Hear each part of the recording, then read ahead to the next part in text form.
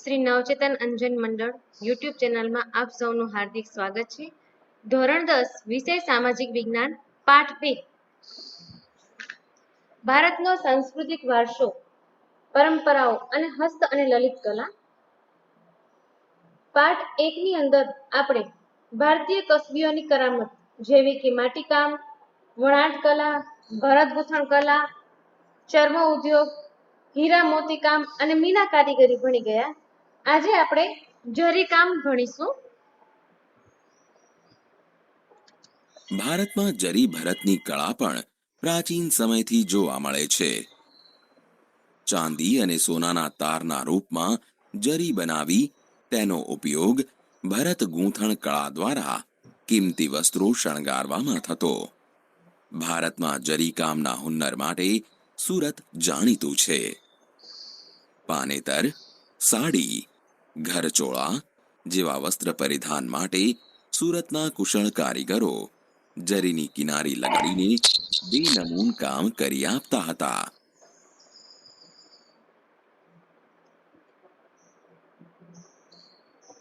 ધાતુ કામ. ધાતુ વિદ્યા પણ ભારતની પ્રાચીન વિદ્યા છે. પાષાણ યુગ પછીના ધાતુ ભારતમાં જરી કામ એ પ્રાચીન સમયથી જ કરવામાં આવે છે.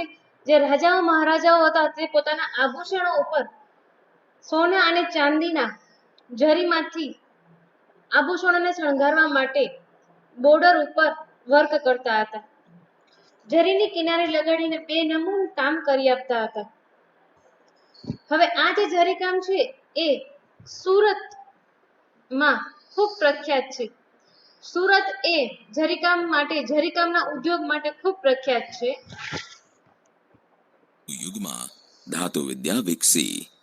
લોથલના કારીગરોએ ધાતુઓમાંથી બનાવેલા દાતરડા, શારડીઓ, વળાંકવાળી કરવત, આરા અને સોય જેવા તાંબાના અને કાંસાના ઓજારો બનાવતા હોવાનું જણાયું છે.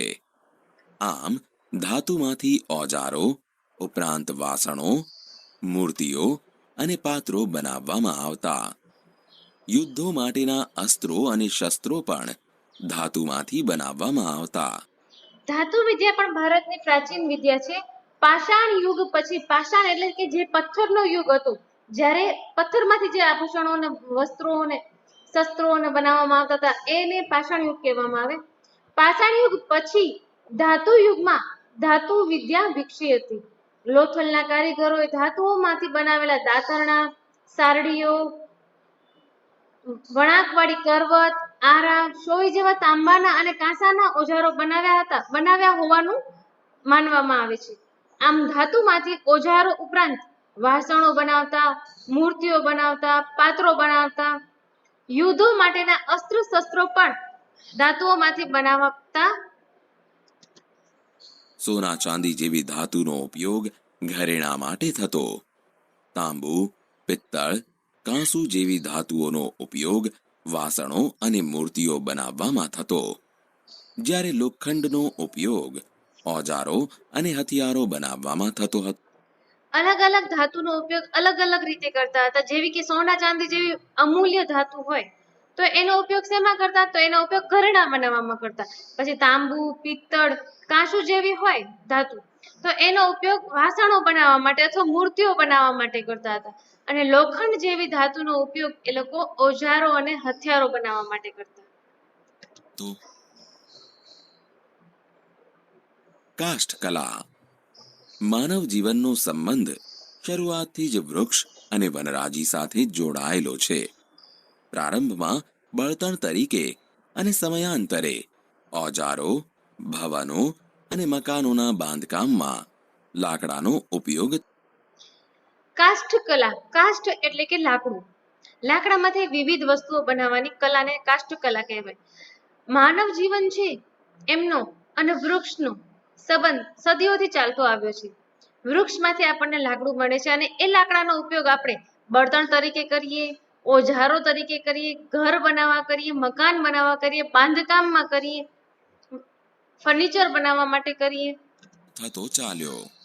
ક્રમશઃ લાકડાની મૂર્તિઓ, બાળકો માટેના રમકડા, સોગઠા, થાંભલીઓ, બારી બારણા, ગોખ, અટારીઓ, સિંહાસનો, ખુરશીઓ, જાળીઓ, એ રીતે કાષ્ઠકલા કોતરણીનો વિકાસ થતો રહ્યો. હવે લાકડામાંથી મૂર્તિઓ બનાવવા લાગ્યા, બાળકો માટેના રમકડા બનાવવા લાગ્યા, શોગઠ્ઠા બનાવવા લાગ્યા, થાંભલીઓ બનાવવા લાગ્યા, બારી બારણા, ગોખ, અટારીઓ, સિંહાસનો, ખુરશીઓ, જાળીઓ, એ રીતે કાષ્ઠકલાની કોતરણીનો વિકાસ થતો જ રહ્યો. ગુજરાતમાં સંખેડાનું ફર્નિચર, લાકડાના હિંચકા તથા ઈડરના રમકડા જાણીતા છે. વિદ્યાર્થી મિત્રો, અહીં એક પ્રશ્ન પૂછાય છે, જાણીતા ગુજરાતમાં લાકડાના હિંચકા તથા ઈડરના રમકડા માટે જાણીતું સ્થળ કયું છે? તો જવાબ આવશે સંખેડા. છે.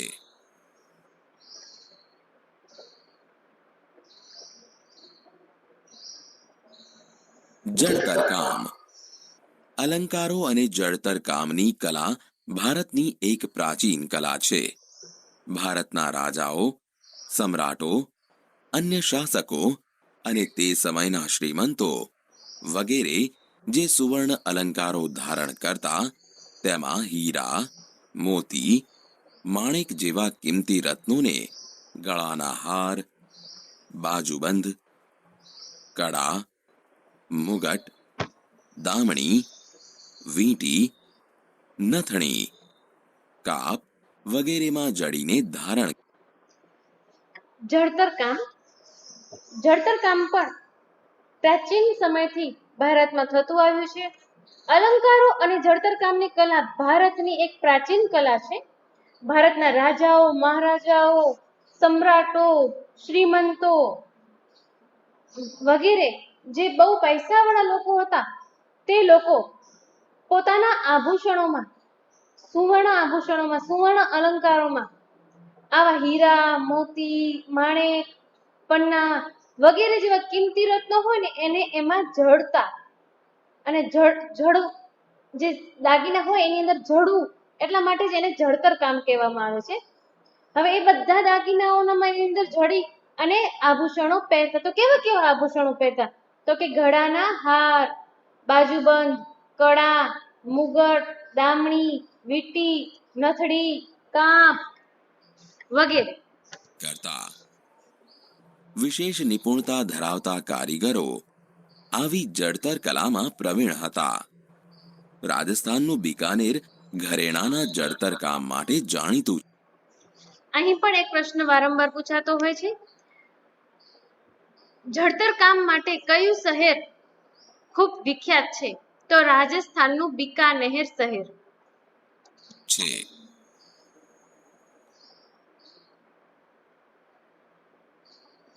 અકીક કામ.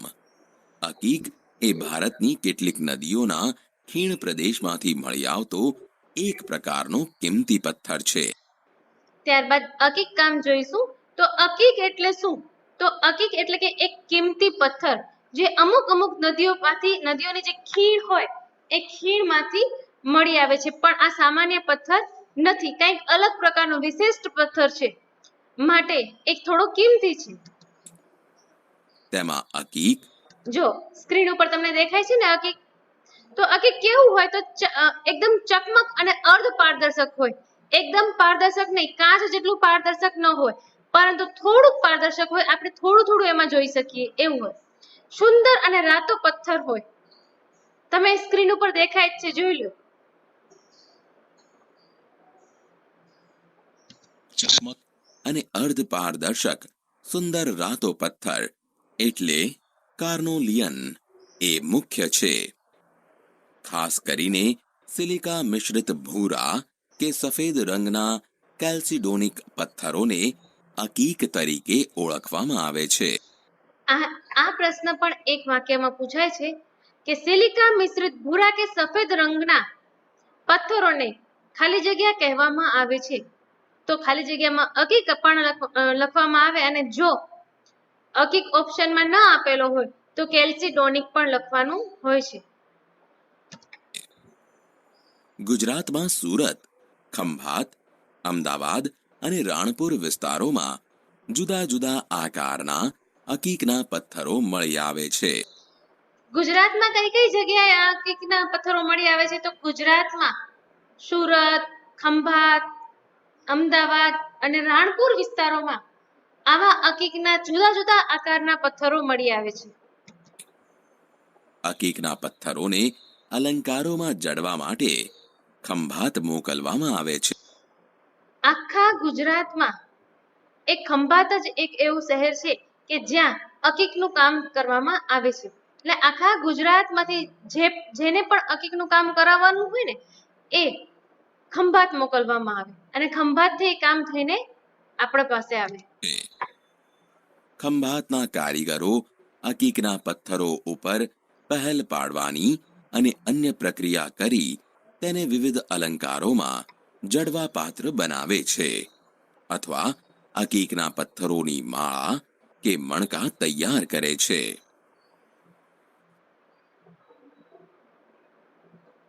ચિત્રકલા. ચિત્રકલાનું સ્થાન વિવિધ કલાઓમાં અગ્રીમ સ્થાને છે.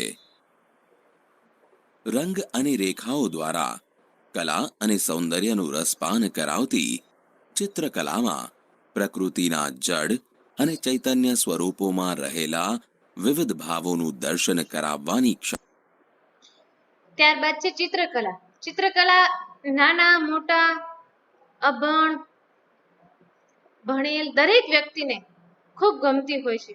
હવે ચિત્રકલામાં શું હોય તો કે રંગ અને રેખાઓ દ્વારા કલા અને સૌંદર્યનું રસપાન કરાવતી ચિત્રકલામાં પ્રકૃતિના જળ અને ચૈતન્ય સ્વરૂપોમાં રહેલા વિવિધ ભાવોનું દર્શન કરાવવાની ક્ષમતા રહેલી હોય છે. ઘણી વખત એક ચિત્ર હોય એ ચિત્રના ભાવને આપણે સમજવાનો ખૂબ પ્રયત્ન કરતો હોય કે આ ચિત્રની અંદર પેલી સ્ત્રી છે હસે છે કે રડે છે, એ પ્રસન્ન છે કે દુઃખી છે. બરાબર ને? આપણે ચિત્રને જોઈને એટલે આપણે એને ચિત્રનું જોયા પછી તરત જ એનો ભાવ આપણે સમજી જતો હોય કે આ હાસ્ય વાળું ચિત્ર છે કે આ પ્રેમ વાળું ચિત્ર છે કે આ ગુસ્સા વાળું ચિત્ર છે કે આ થોડું દુઃખદાયક ચિત્ર છે. રહેલી છે. આશરે 5000 વર્ષ જૂની હડપ્પીયન સંસ્કૃતિના અવશેષોમાંથી ભારતીય ચિત્રકલાના પુરાવા મળી આવ્યા છે. પુરાતત્વ ખાતા દ્વારા વખતો વખત થતા ઉત્ખનનોમાં પણ ભારતની ચિત્રકલાના નમૂના મળી આવે છે. પુરાતત્વ ખાતા દ્વારા જ્યારે પણ જમીનની અંદર ઉત્ખનન કરવામાં આવે, ઉત્ખનન મતલબ ખોદકામ કરવામાં આવે, ત્યારે ઘણી વખત એવા ચિત્રકામના નમૂના આપણને મળી આવ્યા છે. પાષાણ યુગના આદિમાનવના ગુફા ચિત્રોમાં પશુ પક્ષીઓના આલેખનો જોવા મળે છે. અને જ્યારે પથ્થરનો યુગ હતો, પાષાણ યુગ હતો, એ સમયે આદિમાનવ જ્યારે ગુફામાં રહેતો હતો ત્યારે ગુફાની અંદર પણ એવા ગુફા ચિત્રો જોવા મળે છે જે આજે પણ જોવા મળે છે. જેમ કે નર્મદા નદીના કિનારે એક ભીમબેટકા નામની ગુફા છે, એની અંદર આજે પણ ગુફા ચિત્ર જોવા મળે છે. હડપ્પાના લોકો માટીના વાસણો ઉપર ફૂલ છોડ અને ભૌમિતિક રેખાંકનોની ભાત પાડતા હતા. મધ્યપ્રદેશના હાથી, ગેંડો, હરણ ઇત્યાદિ ચિત્રો નોંધપાત્ર છે. અજંટા ઇલોરાના ચિત્ર ભારતીય ચિત્રકલાના અજોડ નમૂના છે. ભારતમાં પારંપરિક રીતે મંગળ પ્રસંગોએ સ્વસ્તિક, કલશ, ગણેશના ચિત્રો દોરવાની અને કેટલાક વિસ્તારોમાં રંગોળી પૂરવાની પ્રથા પણ ઘણી જૂની છે. આપણા ભારતની અંદર પારંપરિક રીતે જ્યારે કંઈક સારું કાર્ય કરતા હોય, સારા દિવસ હોય, શુભ પ્રસંગો હોય, ત્યારે સ્વસ્તિક, કળશ અને ગણપતિ અને રંગોળીના ચિત્રો દોરવામાં આવે છે અને રંગ પૂરવામાં આવે છે.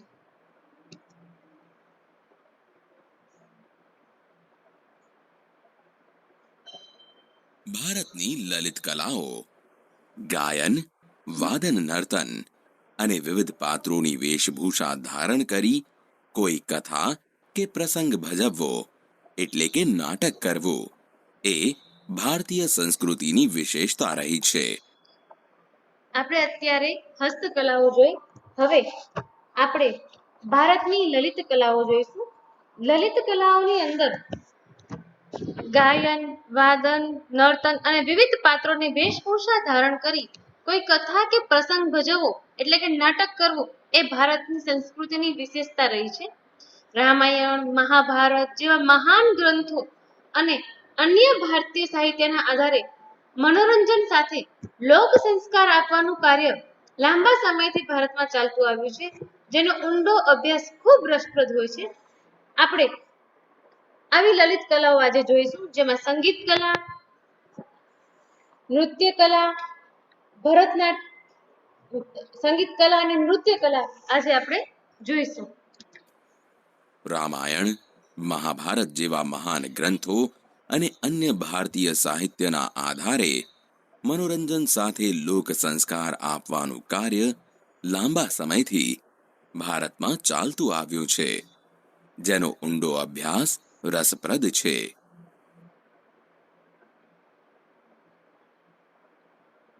સંગીત કલા. ભારતીય સંગીત વિશ્વના દેશોથી સ્વર, લય અને તાલની દ્રષ્ટિથી અલગ તરી આવે છે. સંગીત કલા, આપણું જે ભારતનું જે સંગીત છે ને, એ વિશ્વના બીજા દેશો છે એના કરતા સ્વરમાં, લયમાં અને તાલની દ્રષ્ટિએ એકદમ અલગ તરી આવે છે. આપણા 4 વેદો પૈકી સામવેદ એ સંગીતને લગતો વેદ ગણાય છે. આપણે પહેલા પાઠમાં જોયું હતું કે 4 પ્રકારના વેદ છે, બરાબર? એમાંથી સામવેદ નામનો જે વેદ છે ને, એ વેદ સંગીતને લગતો વેદ છે એમ માનવામાં આવે છે. સામવેદની ઋચાઓ પણ સંગીત સાથે તાલબદ્ધ રીતે ગાવાની હોય છે. સંગીતમાં ગાયન અને વાદન બંનેનો સમાવેશ થાય છે. સા, રે, ગ, મ, પ, ધ, ની એ સંગીતના મુખ્ય 7 સ્વર છે. સંગીતની અંદર શું હોય? તો સંગીતની અંદર ગાયન પણ હોય અને વાદન પણ હોય, બરાબર? હવે આ ગાયન અને વાદનની અંદર 7 સ્વરનો સમાવેશ કરવામાં આવે છે, જેને આપણે 7 સૂર કહીએ છીએ. તો કયા કયા? સા, રે, ગ, મ, પ, ધ, ની. આપણા સંગીતને મુખ્યત્વે શાસ્ત્રીય સંગીત અને લોક સંગીત એમ 2 ભાગમાં વહેંચી શકાય. સંગીતને 2 ભાગમાં વહેંચવામાં આવે છે, એક શાસ્ત્રીય સંગીત અને બીજું લોક સંગીત. સંગીતના મુખ્ય 5 રાગો: 1 શ્રી, 2 દીપક, 3 હિંડોળ, 4 મેઘ અને 5 ભૈરવી. આ પ્રશ્ન ઘણી વખત પૂછાતો હોય છે, સંગીતના મુખ્ય 5 રાગો કયા છે? તો શ્રી, દીપક, હિંડોળ, મેઘ અને ભૈરવી. હવે એને યાદ રાખવા માટે એક ટ્રીક છે. શ્રી દીપક હિંડોળે બેઠા, મેઘ વરસ્યો, ભૈરવી ચાલી ગઈ. શ્રી દીપક હિંડોળે બેઠા, મેઘ વરસ્યો, ભૈરવી ચાલી ગઈ. આ 5 રાગ યાદ રાખજો. એ ભગવાન શંકરના પંચમુખેથી ઉત્પન્ન થયા હોવાનું મનાય છે. પ્રાચીન ભારતમાં સંગીત સંબંધી ઘણા ગ્રંથો લખાયા છે, જેમાં સંગીત મકરંદ, સંગીત રત્નાકર અને સંગીત પારિજાતનો પરિચય નીચે મુજબ છે. સંગીત મકરંદ. સંગીત શાસ્ત્રના જ્ઞાતા પંડિત નારદે ઈસવીસન 900ના અરસામાં આ ગ્રંથ લખેલો. યાદ રાખજો, આ પૂછાય છે પ્રશ્નમાં એક ગુણમાં. સંગીત મકરંદ નામનો ગ્રંથ કોણે લખ્યો હતો? તો પંડિત નારદે. ક્યારે લખ્યો હતો? ઈસવીસન 900ના અરસામાં લખ્યો હતો. હવે આની શું ખાસિયત છે? તો આ ગ્રંથની અંદર 19 પ્રકારની વીણા અને 101 પ્રકારના તાલનું વર્ણન કરવામાં આવ્યું છે. 19 પ્રકારની વીણા અને 101 પ્રકારના તાલનું વર્ણન કરવામાં આવ્યું છે. લખેલો, જેમાં 19 પ્રકારની વીણા અને 101 પ્રકારના તાલનું વર્ણન છે. સંગીત રત્નાકર. સંગીત શાસ્ત્રના તજજ્ઞ પંડિત સારંગ દેવે આ ગ્રંથની રચના કરેલી. બીજો પ્રશ્ન એવી રીતે પૂછાય છે કે સંગીત રત્નાકરની રચના કોણે કરી? તો પંડિત સારંગ દેવે. દૌલતાબાદ એટલે કે દેવગિરી નિવાસી હોઈને તેઓ ઉત્તર ભારત અને દક્ષિણ ભારતના સંગીતથી સુપરિચિત હતા. પંડિત વિષ્ણુ નારાયણ ભાતખંડે સંગીત રત્નાકરને ભારતીય સંગીતનો સૌથી વધુ પ્રમાણભૂત ગ્રંથ ગણાવ્યો. એના પછી છે એના પછી છે સંગીત રત્નાકર. તો સંગીત રત્નાકર નામનું પુસ્તક કોણે લખ્યું? તો પંડિત વિષ્ણુ નારાયણ ભાતખંડે. હવે પંડિત વિષ્ણુ નારાયણ ભાતખંડે આ પુસ્તક માટે ખાસ વિશેષતા બતાવી છે, ખાસ વાક્ય આપ્યું છે. તો કયું વાક્ય આપ્યું છે? તો ભારતીય સંગીતનો સૌથી વધુ પ્રમાણભૂત ગ્રંથ કોણ છે? સંગીત રત્નાકર છે. આવું કોણે કીધું? પંડિત વિષ્ણુ નારાયણ ભાતખંડે કીધું છે. સંગીતના અંગો સમજવા માટે આ ગ્રંથ બેજોડ ગણાય છે.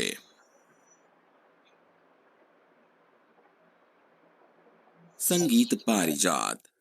પંડિત અહોબલે ઈસવીસન 1665માં ઉત્તર હિન્દુસ્તાની સંગીત પદ્ધતિ માટે આ ખૂબ જ મહત્વના ગ્રંથની રચના કરી હતી. તેમણે દરેક રાગ અન્ય રાગથી અલગ હોવાનું તેમજ તેનું સ્વતંત્ર અસ્તિત્વ તથા વિશેષતા હોવાનું સમજાવ્યું હતું. એના પછી છે સંગીત પારિજાત. તો આ સંગીત પારિજાત નામનું પુસ્તક કોણે લખ્યું?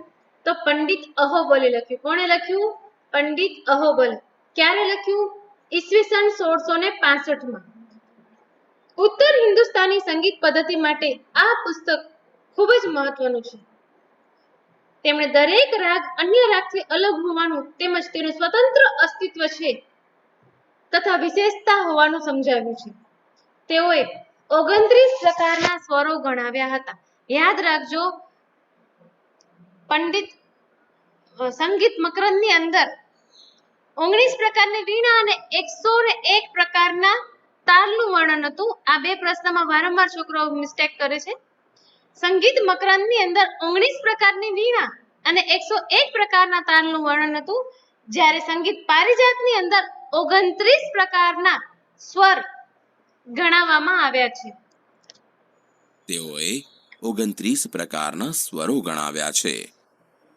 અલાઉદ્દીન ખલજીના સમયના અમીર ખુશરો શાયરી અને સંગીતના પ્રદાનને લીધે તૂતીએ હિન્દ તરીકે વિખ્યાત થયા હતા. અહીં એક પ્રશ્ન પૂછાય છે કે તૂતીએ હિન્દ તરીકે કોણ વિખ્યાત થયા હતા? તો તૂતીએ હિન્દ તરીકે અમીર ખુશરો વિખ્યાત થયા હતા. અમીર ખુશરો કોના વખતમાં હતા? તો અલાઉદ્દીન ખલજીના સમયમાં હતા.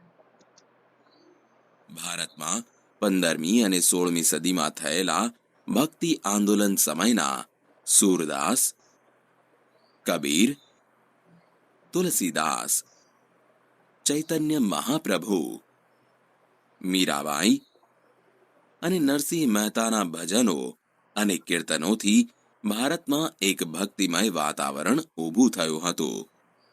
15મી સદીમાં સ્વામી હરિદાસના શિષ્ય બૈજુ બાવરા અને તાનસેન જેમ એ જ સમયના આપણા ગુજરાતની સંગીત બેલડી કન્યાઓ તાના અને રીરીનું નામ પણ ગણાવી શકાય. અહીં પણ એક પ્રશ્ન વારંવાર પૂછાતો હોય છે કે 15મી સદીમાં સ્વામી હરિદાસના શિષ્યો કોણ હતા? તો એમના બે શિષ્યો હતા, એક બૈજુ બાવરા અને બીજા તાનસેન. આની જેમ જ આપણા ગુજરાતની અંદર પણ બે બેલડી કન્યાઓ, એમના નામ પણ સંગીત ક્ષેત્રે ખૂબ જાણીતા છે. તો કયા કયા? તાના અને રીરી.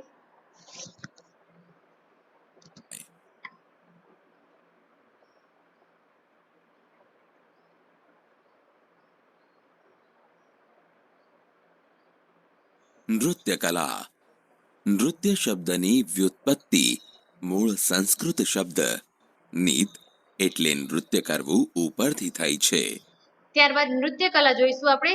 તો નૃત્ય કલા, નૃત્ય શબ્દની ઉત્પત્તિ કેવી રીતે થઈ? તો નૃત્ય એ સંસ્કૃત શબ્દ છે નીત. નીત એટલે કે નૃત્ય કરવું, એના ઉપરથી નૃત્ય શબ્દ બનાવવામાં આવ્યો છે. નૃત્ય એ તાલ અને લય સાથે સૌંદર્યની અનુભૂતિ કરાવે છે. નૃત્ય કલાના આદિદેવ ભગવાન શિવ નટરાજ મનાય. નૃત્ય કલાના આદિદેવ કોને માનવામાં આવે છે? તો જવાબ આવશે નટરાજ શિવ. શિવ નટરાજ મનાય છે. છે. નટરાજ શિવ પૃથ્વીવાસીઓને નૃત્ય કલા શીખવવા માટે સ્વર્ગમાંથી પૃથ્વી પર આ કલા સર્વપ્રથમ લાવ્યા હોવાની માન્યતા છે. ભગવાન શિવ એટલે કે નટરાજ શિવે પૃથ્વીવાસીઓને આ નૃત્ય કલા શીખવવા માટે સ્વર્ગમાંથી પૃથ્વી ઉપર આ કલાને સૌ પ્રથમ લાવનાર કોણ છે? તો કે નટરાજ શિવ છે એવું માનવામાં આવે છે. ભારતીય શાસ્ત્રીય નૃત્યોમાં ભરતનાટ્યમ, કુચીપુડી, કથક, કથકલી, ઓડિસી અને મણિપુરી એ મુખ્ય પ્રકારો છે. આગળ આપણે જેવી રીતે જોયું હતું કે સંગીતના બે પ્રકાર છે, શાસ્ત્રીય સંગીત અને લોક સંગીત. એવી જ રીતે ભારતીય શાસ્ત્રીય નૃત્ય પણ છે. તો કયા કયા છે? તો એક ભરતનાટ્યમ, બે કુચીપુડી, ત્રણ કથક, ચાર કથકલી, પાંચ ઓડિસી અને છ મણિપુરી. હવે આ બધા જ નૃત્યને આપણે વિસ્તારથી જોઈએ. ભરતનાટ્યમ. ભરતનાટ્યમનો ઉદ્ભવ ખાસ યાદ રાખજો, નૃત્ય કયા રાજ્યમાં થાય છે એનું જોડકું વારંવાર પૂછાતું હોય છે. દાખલા તરીકે ભરતનાટ્યમ છે તો ભરતનાટ્યમનું ઉદ્ભવ સ્થાન ક્યાં છે? તો કે તમિલનાડુ રાજ્યનો તાંજોર જિલ્લો. સ્થાન તમિલનાડુ રાજ્યનો તાંજોર જિલ્લો ગણાય છે. હવે એ પણ ખાસ યાદ રાખજો, ઘણી વખત તાંજોરની જગ્યાએ થાંજોર લખેલું હોય છે, થંજાવુર પણ લખેલું હોય છે, પણ ત્રણે એક જ ગણાય છે. ભરત મુનિએ રચેલ નાટ્યશાસ્ત્ર અને નંદિકેશ્વર રચિત અભિનવ દર્પણ આ બંને ગ્રંથો ભરતનાટ્યમના આધાર સ્ત્રોત. જોડકાની અંદર પુસ્તક અને લેખકનું જોડકું વારંવાર પૂછાતું હોય છે. તો ભરત મુનિએ રચેલ, તો ભરત મુનિએ કયું પુસ્તક લખ્યું છે? નાટ્યશાસ્ત્ર. અને નંદિકેશ્વર દત્તે કયું પુસ્તક લખ્યું છે? તો કે અભિનવ દર્પણ છે. મૃણાલિની સારાભાઈ, ગોપી કૃષ્ણ ઉપરાંત ફિલ્મ ક્ષેત્રની જાણીતી અભિનેત્રીઓ વૈજયંતી માલા અને હેમા માલિની પણ આ પ્રાચીન પરંપરાનો વારસો જાળવનારાઓમાં ગણાય છે. ત્યારબાદ આ નૃત્યમાં કોણ અત્યારે સર્વશ્રેષ્ઠ છે એ પણ પૂછાય છે. તો દાખલા તરીકે મૃણાલિની સારાભાઈ, વૈજયંતી માલા, ગોપી કૃષ્ણ અને હેમા માલિની જેવા ખ્યાતનામ ધરાવતા લોકો આ નૃત્યમાં, ભરતનાટ્યમમાં ખૂબ આગળ છે. કુચીપુડી નૃત્ય શૈલી. આ નૃત્યની રચના 15મી સદીના અરસામાં થઈ છે.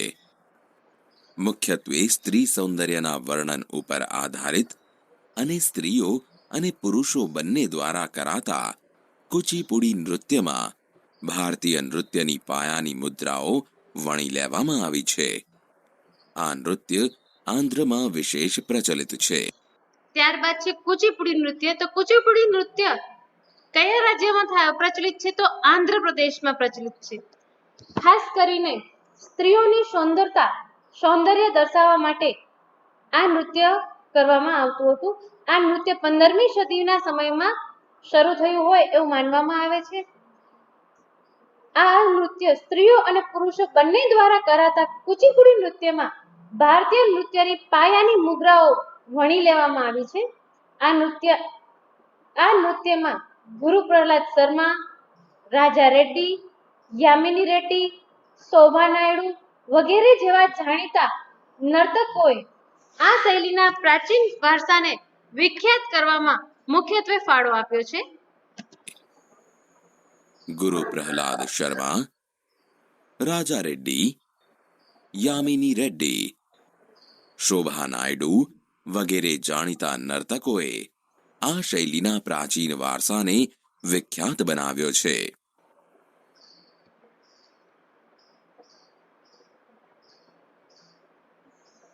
કથકલી. કથકલી